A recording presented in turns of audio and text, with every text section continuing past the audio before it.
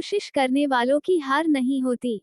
चौकीदार से सुपरस्टार, 90 की उम्र में पीएचडी और कागज बेचने वाला राष्ट्रपति। आपको कौन रोक रहा है? धन का अभाव, बुढ़ापा, सुविधाओं का अभाव या तनाव, पैसे की कमी? क्या आप नवाजुद्दीन सिद्दीकी के बारे में जानते हैं? उनके पास पैसे भी नहीं थे।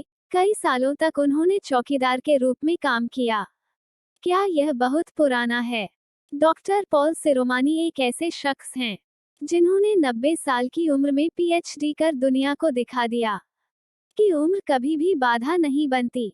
सुविधाओं की कमी। हमारे missile man doctor APJ Abdul Kalam अपने पिता की मदद के लिए साइकिल से अखबार तक बेचा करते थे। आप अपने आप को रोक रहे हैं। अगर आपके विपरीत व्यक्ति के पास आपसे अधिक पैसा, कार, सफलता और नाम है, तो उस पर जलने की कोई आवश्यकता नहीं है, क्योंकि वह इसका हकदार है। उसने अपने जीवन में चलने से अधिक पैरों को घिस लिया है।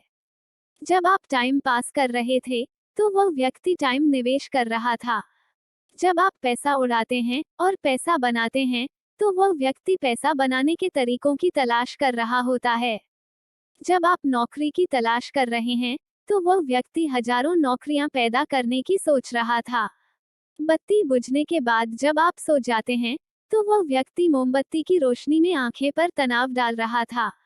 कई लोगों ने उन्हें रोकने की कोशिश की होगी, लेकिन उन्होंने खुद को कभी नहीं रोका। आप में और एक सफल व्यक्ति में यही अंतर है। लक्ष्य तक पहुंचने से पहले अपने आप को कभी न रोकें। जब आपको नींद आने लगे, तो उठकर अपना चेहरा धो लें। 30 मिनट और पढ़ें। यदि आप व्यायाम करके थक गए हैं, तो पसीना पोंछ लें, पानी का एक घूंट लें और दूसरा सेट लें। बैंक बैलेंस खत्म हो गया, तो दिल से जानिए हौसले का पलड़ा कितना है। अगर तनाव है, तो तनाव से ध्यान हटाएं और तनाव दूर करने के उपाय पर ध्यान दें।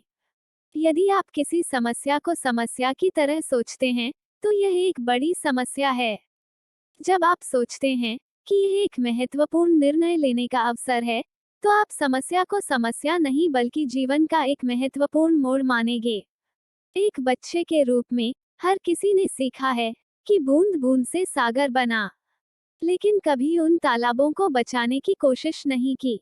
एक और बात जानने की है कि आधा भरा गिलास गिरता नहीं है। अगर हम थोड़ा जान लें, तो हम सब कुछ जान जाते हैं।